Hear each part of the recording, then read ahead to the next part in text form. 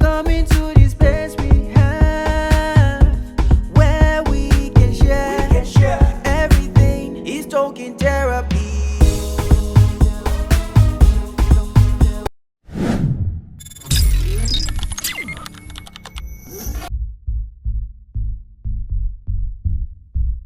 And you are listening to Blast Urban 98.3 with the Blast Risers this morning, Islamiyah and Daniel. And we have our very own celebrity doctor in the studio, Dr. Michaels. How you feeling today, doctor? Emotional check-in. How you feeling? I'm very fine. How you feeling? Me? Yes, I'm fine. You're feeling good? Yeah, I'm very good. Okay. Well, today is a very special Tuesday morning. We are apparently on the 15th of this month. Made it exactly 1 year. When the fire incident happened. Ooh. Yeah. Wow. Yeah. Like looking back, looking at the transformation that has taken place. That has taken place. Yes. So a lot can happen in 1 year. A lot can happen in 1 year, actually. A lot can happen in 1 year. So many things can happen in 1 year. A year ago, you were not on this show. No, I wasn't. I think when would make it 1 year on the show? September? No, it was not September. I think it was October or November. October or November. Yeah. It was October or November Yeah, that I it was joined. October or November. And I think the first show I did on the Blasters was actually the talking therapy. The first show? Yeah, it was the first day, I think. Yeah. The first day you were on the show was? Yes. Yeah. Was it? Oh, okay. It was the second. It was the second. yeah. Yes. It was the second time. And that was the first time I met Dr. Michaels. And I joined the... I didn't think it was going to be full time. I didn't think I was going to be on the Blasters full time. But now it's almost a year. Yeah. It's good to have you join us again on a Tuesday morning, Dr. Michael. Dr. Michael Nice is changing his style. Yeah, he wants to be a fashion boy. Yeah. What is prompting this? Is it that you just woke up one day and you're like, I need to do this, or like there's something prompting it? Yeah, I just think the joy of life is not in anything else but in you just discovering stuff or a lot of things about yourself. Okay. And then you just enjoy, oh wow. So I like baggy jeans. Yeah. You see what we're talking about last week? I think Dr. Michaels was talking about makeup, and he was like, "Why do people wear makeup exactly? Because you're already beautiful."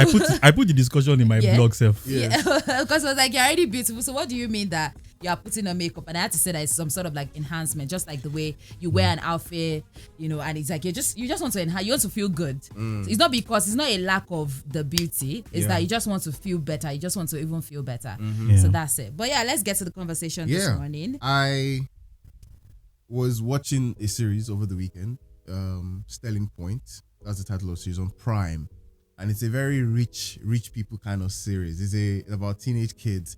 But the story of the movie is not like what caught my attention. I think that one, we'll do that conversation another day entirely. But there was this particular scene of this guy and this girl, young teenagers actually. I think they're 18 years of age. They were talking and they had not seen themselves in a long time. I think they last saw themselves when they were like 12. Right, and the girl, when she met the guy again, she was telling him about how the guy had always been on stage. The guy played the piano. He had always been performing in in a cathedral and things like that. He was already on big stage at a very young age, from like maybe 6. He had been doing all of these things, but all of that just suddenly stopped because of an accident that happened to his hand. And they just talked about it lightly and they moved on. But then as kids would be, they went out, they were having drinks and all of that. And the guy was like, "Do you know that I broke my hand intentionally?" And I was like, "What? What do you mean you broke your hand intentionally?" And he started telling the girl how he met this kid when he was 10 and the kid was 9. And he even remembered the name of the kid. And it was like, they saw the guy play, this young child, this 9-year-old play, and he felt that feeling that the 9-year-old was better than him. And he knew that at some point he was going to compete against that guy. And he asked his cousin, said he was thinking about it a lot, and then they came down from the car and he put his hand between the door and told his cousin to slam the door against his hand. And that was how his playing career ended. And the reason he did that was because he couldn't deal with the idea of somebody being better than him. And it got me thinking so much. I think last week we also talked about the feeling of you can be happy for your friend and still feel left behind. And all of those things were just like coming together, and I was like, what's going on? And I was like, and I asked earlier, what role, how can parents begin to observe this pattern in their children, where the child could not even be comfortable with the idea of seeing somebody better than them, that they rather failed than compete and be their own self. And there was another series I think I'd seen a clip on Instagram, where because the guy knew he was better than all his classmates and his brother, the guy knew he was better than his brother academically, so he was intentionally failing in school so that they would not have to always compare him and his brother together. And I think of this with the Nigerian family dynamics. I've mentioned it on the show before that there are certain individuals I blocked. Not that I unfollow, I blocked them. I don't have their numbers on my phone. I don't see their posts on social media, because growing up as a child, my parents were always comparing me with those kids. And now we're all young adults. So that's my own way of guarding myself. And it got me thinking about the role that parents play in all of this. Because a 10-year-old who felt like somebody was better than him and didn't know how to deal with that emotion chose to destroy his own career. Because the boy later said, somebody said, I'm sure the boy didn't even like playing the piano. He was forced to do it, but I loved playing the piano. And he was angry at himself, in that moment, that he threw away everything because he couldn't deal with the idea of somebody being better than him.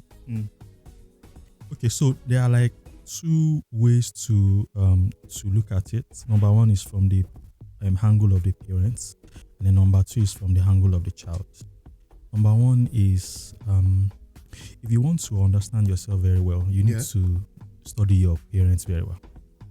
A 10-year-old cannot study his parents now. Sir? A 10-year-old cannot study his parents. Well, if you say a 10-year-old who is a millennial, maybe.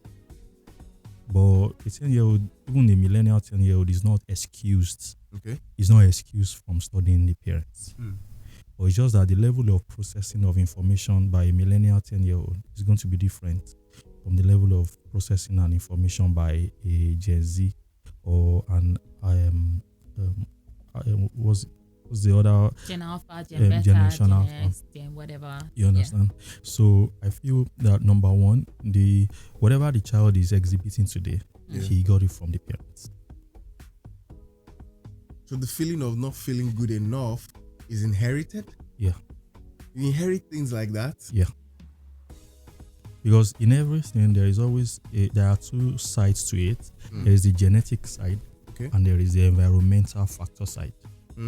So the genetic side can be recessive, it can be dominant. It can be recessive in the father, but dominant in the grandfather. You thought of that in biology. So there was actually a guy who was into drugs, and the parent came. It was perfectly okay. So he fit into the kind of person that we can have a session with. He has not crossed over. That is, he's here to have a disorder. So when we're now trying to trace what happened to him, the parents kept on saying they've never tasted anything like that. They've never gone into anything like that. They are even highly religious from like very young And then ages. there's plenty past now. Yeah, but at least these ones were not living in denial. It was actually true. Okay. But they now kept on talking to me about the uncle of the child that the mother lived with. The uncle of the child that the mother lived with. So I was able to see that there's a similarity between that child and the uncle. The pattern of thinking, and I don't think the child met the uncle. So you don't have to meet the person. The whatever has been transferred one way or the other to the mother, and then the mother DNA and the rest like. So what we are saying is, whenever you are looking at people, you must look at them from two angles: the genetic factor and the environmental factor. Environmental factor means something happening around the person physically. So what the person has seen, what the person has heard, what the person has experienced. So the genetic factors, they wait for expression when there's an environment, a corresponding, aligning environmental factor. So without an environmental factor, they are not going to express themselves. Do you understand what I'm saying? Yes. Yes. So that child, mere thinking Mm. that he could just hit his hand on the wall. He saw it probably in a movie or whatever. But the whatever from him that made him to even come to agree to doing that is not just from the information alone. It's also coming from within. What I'm saying is, if somebody can do something, the something is coming from outside, programming, it's also linked to something coming from within. Inside. Like trigger. Yeah.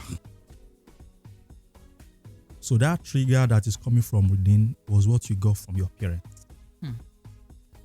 So when you are trying to maybe discipline a child or a student, you're not just going to look at the environmental factors alone.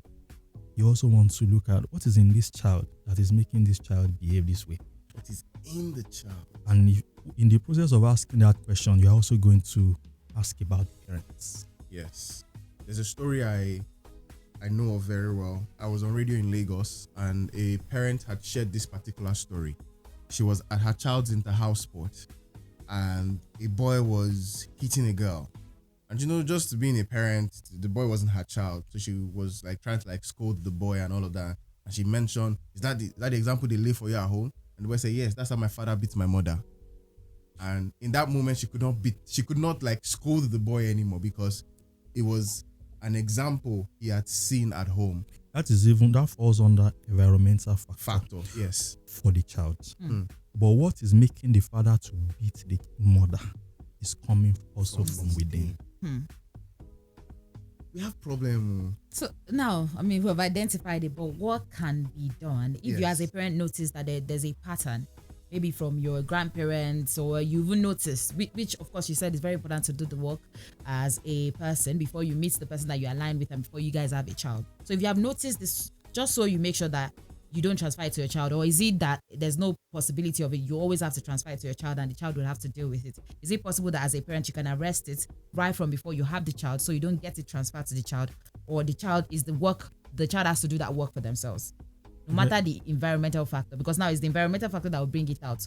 So let's say the child doesn't experience it and you know you already have it, but you have tried to work on it, or maybe you've not tried to work on it and nothing happens. Is it okay, or you just have to make sure that you do something about it as a parent before you have children? Yeah. So what can you do? So that's the best way, that before you even get married, or before you get married, you want to try to do therapy. Okay. Either self-therapy or you involve a professional. The truth is that, like I was telling some a client, that you can do therapy for yourself. We don't have to involve a professional. But it might take longer time to achieve the desired result. But if you involve a professional, it will shorten the time. And time is money. So what you are paying for is a shortened time. Not that you cannot do it. Okay. You can do it. But it will just shorten the time, and then you'll be able to get on your feet and you'll be able to achieve what you want to achieve. So the best thing to do is, before you have a child, you go through therapy, self or professional. You want to start asking yourself all those questions. Why do I think the way I think? Why do I have this trait, this behavior that I don't even know where it came from? And you want to start listening carefully to your parents, the way they talk, what they say, their attitude to life. Because each parent has DNA. DNA has two strands. DNA is like the combination of genes, inheritance in short. Now, when two parents come together, one strand will come from the father. Another strand will come from the mother to now form the two strands of the child. So the child is like an hybrid product of the parents. The question now is, and there are amino acids, don't let me go into that, on each strand. Okay. There are traits and rest. So what I'm trying to say is there are traits transferred from one. And the choice of what strand to come from the father or the mother that's outside the scope of this discussion. But the child now has two strands, one each from the parents. So what the child is experiencing, you can easily trace it to a similar experience in the father or in the mother. So you want to deal with it before you give birth, before you conceive a child. The pathway that a child will have in life, the automatic default pathway a child will have in life, is already in the DNA. By the time you are giving birth to a child, the child already has, with or without doing anything, the child already has a pathway, because DNA is like a pathway in life. So while you are doing therapy is to try to gain control, so that it will not be a default pathway, it will not be a life by design. So for a child who is already born already, the child needs to listen carefully to the parents, watch the way they dress, the way they talk. And there's nothing he's going to like that is going to be outside the boundary of what either the father or the mother likes. And they've never discussed it with him before. So from there, he will start self-discovery. Self-discovery means knowing the good, the bad, and the ugly about yourself. It is from there that you can now say, oh, I have that thing. Oh, I have that. Okay, so I now need to work on it. So that's what the child can do. That's also what the parents should do. And then, so those are the two things that they can do. Actually, children can also go through therapy. Either self or professional. Okay. We're also talking this morning about a story of a man that set his wife ablaze. And we're talking about the concept of anger and how some people are very attracted to that. So there are people that they always believe that if they're in a relationship with somebody, there always has to be like some sort of like drama for it to make any sense. You know, they have to fight, you know, they have to bring out weapons and say, I'm going to cut you with this knife, I'm going to stab you. That's what they believe is a normal relationship. So they don't believe that if you don't have any arguments that turn into like crazy fights, they believe that it's boring, you know, there's something off about it. So now that you've talked about like the genetic and environmental factor that could be contributing to why a person is like that. But what can somebody that maybe you care for, somebody like that, for example, you're a friend to the person and you realize that they always have like this, they always have the urge to just be angry, to cause chaos, or to always be to always be in relationships where they always have to, it's chaotic. They don't like it when it's not chaotic. They always just like, you know, anybody steps on, it becomes a big problem. So what can you begin to do to help the person, or what can that person begin to do now to try to understand why, you know, they are attracted to something like that? Okay, so introverts are not dramatic. It is extroverts that are, and it's a natural thing, and it's a good thing. And you can be dramatic, and it can be in a positive way. So if anybody is dramatic, it gives a person, and it is the natural something of that person, because there are some non-original extroverts. Okay. Who think they are extroverts, but they are not. Explain as extroverts. They are introverts primarily, but they have secondary extroverts, extrovertish temperaments. So those people, because of the need for self-discovery, they may not be aware that they are primarily introverts. Yeah. So, because the first thing you want to do when you start discovering yourself, you want to know your two predominant temperaments. You want to know, am I a primary introvert? Am I a primary extrovert? Because extroverts too are also people who naturally, let me say, want to get angry. So if you see somebody who is truly angry, that person is an extrovert. Somebody who is truly angry, who like moves from 0 to 100 within seconds. That's an extrovert, either a sanguine or a choleric. For introverts, they warm up over time, from days to weeks to months to years. Then same thing with sexual appetite. Extroverts 0 to 100 within few seconds, few minutes, 1 hour. But introverts, they warm up over time, and they are supposed to be like that. They must remain like that to be physically healthy, to be successful in life, and to have security, which is sustained existence of success. So I'm trying to remember the question that is like. So, what if you get angry? Is it just first of all ask yourself, am I a primary introvert? If you are a primary extrovert, then be happy with yourself. Okay, that falls under the bad aspect of me. At least I now know. Then you now want to ask, but if you are a primary introvert and you get angry so easily, it means that your secondary temperament is likely to be an extrovert, that you are not yet yourself. Like Islamiyah now is sanguine phlegmatic. The only thing that holds a dramatic level down sometimes is the phlegmatic part. So she's naturally dramatic.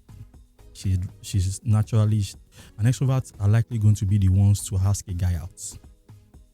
And it's natural. And it's natural. It's not far from you. But an introvert should not go after anybody. He should wait, even if you're a guy. And that sounds funny. So you want to, if you are having an anger issue, you want to ask yourself, what gets me angry? I currently have a client on my phone now that I'm going to have a session with at 6:30 today, who was having a complaint about her boss, and she's secondarily choleric, but an introvert primarily. So most likely this one that she's getting angry, there's an issue. She's mixing up the two. You want to know who's getting angry and who are you giving your private space access to.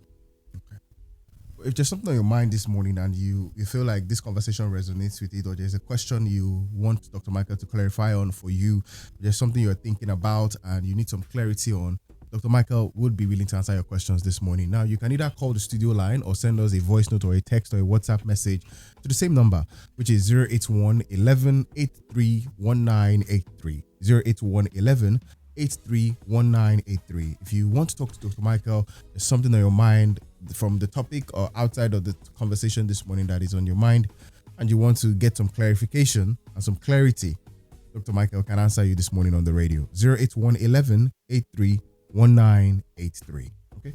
All right. There was also another series that I saw, and in there was this particular guy. They all lived in the ghetto, and he was very intelligent. And there was that thing where a lot of people wanted him to succeed academically, but he kept sabotaging every opportunity that he had to become that person, because he kept feeling like they were putting a whole lot of responsibility on him because they wanted him to make it so that he could be the one to provide for them in the future. And we've seen a whole lot of people that were not able to actualize their potential because of expectations. It's like, oh, this person is really good. You see somebody that you've known from primary school, used to ace all the examinations, was in secondary school acing, passed JAM, passed, but then you see them maybe a few years later and you realize that they're not doing as well as you thought they would do, because everybody just automatically assumed that they would want to be successful because of all of the genius that they have. So how do you begin to also handle that? Because I've met a whole lot of people, and as somebody that used to be very intelligent as a child, there was that. I know, like if you're on a book smart, kind of like that used to be very book smart as a child. I know that there were a lot of expectations that my parents had with me going into university and me coming outside of university, and some of those things I have not done because those are not some of the things that I wanted to do. And I've met some people as well that they were really book smart as well, primary school, secondary school, all of that, but now like they're treading like a different path because of like all the expectations or whatever. So how do you also begin to handle that as a person that you grew up? You want to be able to actualize your potential, but not in the way that people want for you. And what can you do as a parent to also make sure that you're not putting that burden on a child? Because that's a lot of burden that sometimes the child, I know you want success for the child and everything, but how do you begin to not put that on your children? If you bring fish out of the water, fish is going to have challenges surviving. But if you allow the fish to stay inside water, it will survive naturally. So I tweeted yesterday that fulfilling our purpose in life is a byproduct of you being yourself. It's not the main thing. So the same thing with responsibility. Responsibility is not the main thing. It must be a byproduct of me being myself, of the fish being in its natural environment. So it's not about what will Daniel bring from this radio work that he's doing. The question is this radio work that he's doing, is it his natural environment?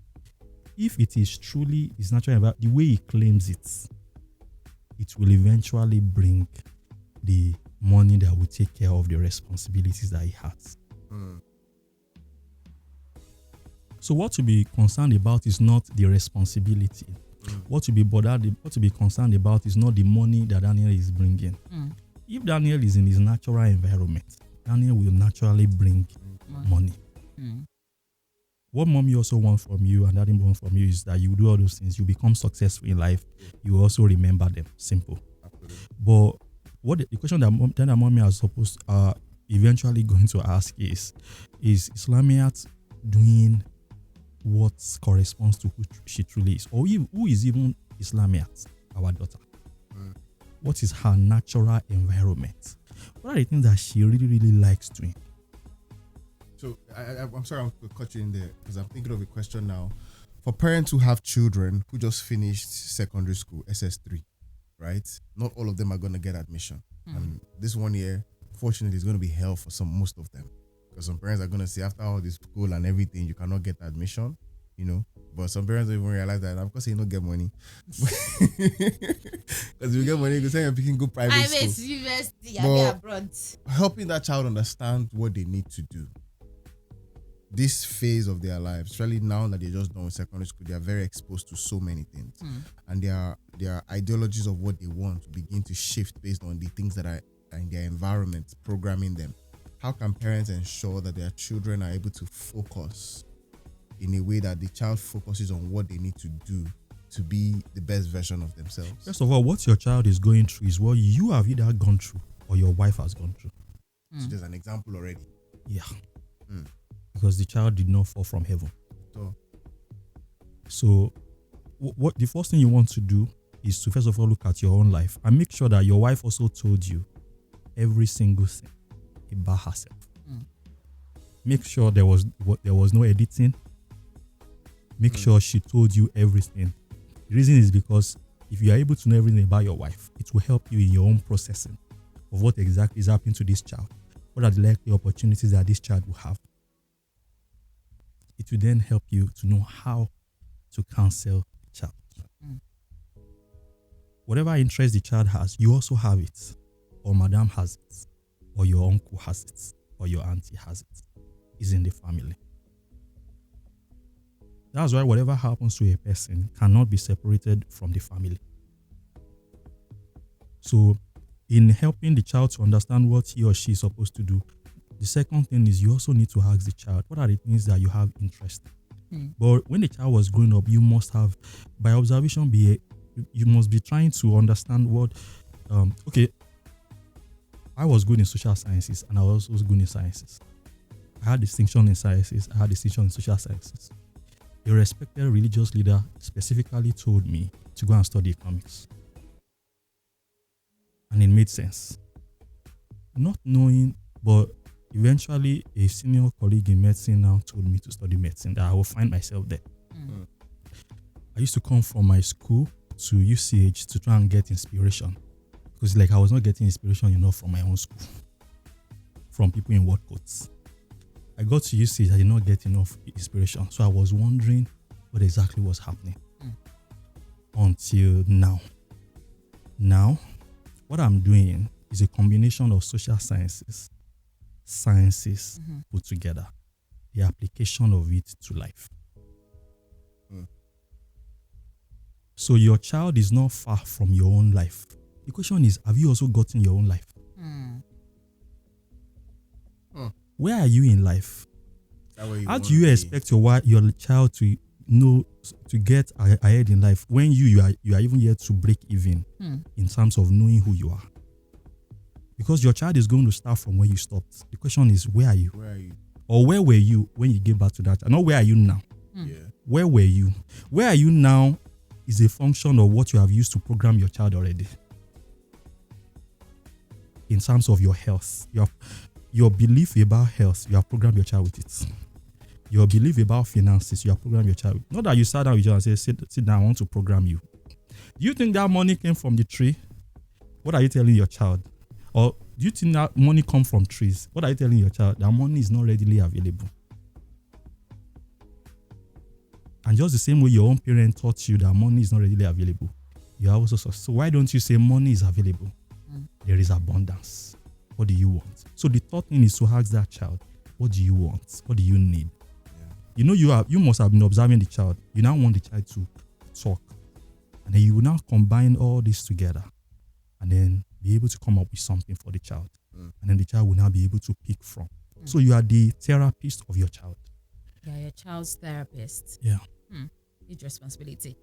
You was talking about comparison earlier, and for people that grew up in a multiple sibling household, it's something that they are quite familiar to, because their parents would always do that thing. Look at your elder sister, look at your younger sister, but your younger sister is doing this. Why are you not doing this? So that kind of thing sometimes creates some sort of enmity between children. So the first enemy that some people had was their sibling, because their parent made it so. They were always comparing them together and saying, oh, you don't do this, your sibling is doing that kind of thing and whatever. In that kind of household now, how do you even get out of that situation? How do you become an adult that is not bitter? Because already you've learned bitterness from your home. How do you become an adult that is not bitter? And how do parents maybe inspire? Because most times what they want to do, the thoughts behind this is to inspire you to do better and say, oh, your sister is doing this, you should do better. How do you begin to inspire your children without making them feel like they are useless and they are not doing enough as much as their other sibling is doing, as somebody that grew up in a multiple household or that has multiple siblings, for example? To function well in Blast FM, you want to know how much you are needed, and you are not going to wait for people to tell you how much you are needed. You're going to find a unique niche for yourself in Blast FM that will make you to be indisposable. Because we are in a need-based world. So the same thing too in a family. You want to find how much am I needed?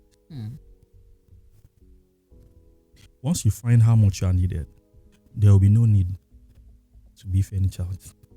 Because if you remove me from the equation, there will be no stability. It is from how much we are needed, which we have discovered by ourselves, not that we're told, that gives us boost and self-discovery. If you have a product, you need to make sure that that product is an expression of you, the real you. Then you are sure that there's nothing that will happen to that product is going to last long. So when you are in a family, once you are able to discover how you are needed, not what you were told, what you have discovered, you just smile. Because the concept of need is that nobody else can provide that service. Yes. So therefore, there will be no need to beef other people in Blast FM. When the person is promoted, when the other person is promoted, you know that, in fact, that's a signal that I will also get promotion. Because people relate with you based on how much you are needed. Can you concentrate more on being valuable? And you will forever be needed, and there will be no need. In fact, the more you discover how much you are needed, the more you discover how unique you are. The reason why you are beefing somebody is because you think you guys are satisfying the same need. So even if you are offering the same services, you are still satisfying different needs. Yeah, because 7 people can sell the same, like I said in my first book, 365 Daily Wisdom for Living. 7 people can sell the same thing on the same street and have unique, different customers. Yeah. Because as long, if and only if you have been able to make that service and that product to completely express the real you. So what you want to focus on now is what is the real me? This one, the way I talk, is that the real me? The way I walk as a move, is that the real me? The way I dress, is that the real me? Does that represent the real me? You want to keep refining those things every day. Every day. I was on radio today. The way I talk, you want to analyze yourself on radio. Yeah. Record it, not so that you can post on social media, but so that you can analyze and say, because the ultimate goal is you getting to know yourself. Absolutely. That's the source of true because when you know yourself, you will do yourself. You will naturally do yourself. Yes. So don't run after doing yourself. Run after knowing yourself. You do what you know. Know yourself and you will do yourself. It's a fine place to wrap today's conversation up, Dr. Michael. Any specific thing you want to add to the conversation so far? Before you even add, I wanted to also talk about what that does to the person that is always used as an example for others. we had recently somebody that was the best graduating student in postgraduates Babcock this year, and I can imagine what. Although she said she was not aware of whether maybe any of her friends' parents were saying, look at that girl, she's the best student, she's always been a good student and whatever. But what does that also do to somebody that is always used as an example to other people? And they know sometimes you can see that something is happening, and you can see that other people don't like you because you are the one that is being used. We have them sometimes. You are in primary school, there's one particular person that is the best graduating student that people don't like, that other people don't like. So what does that also do to that person? What's that thought?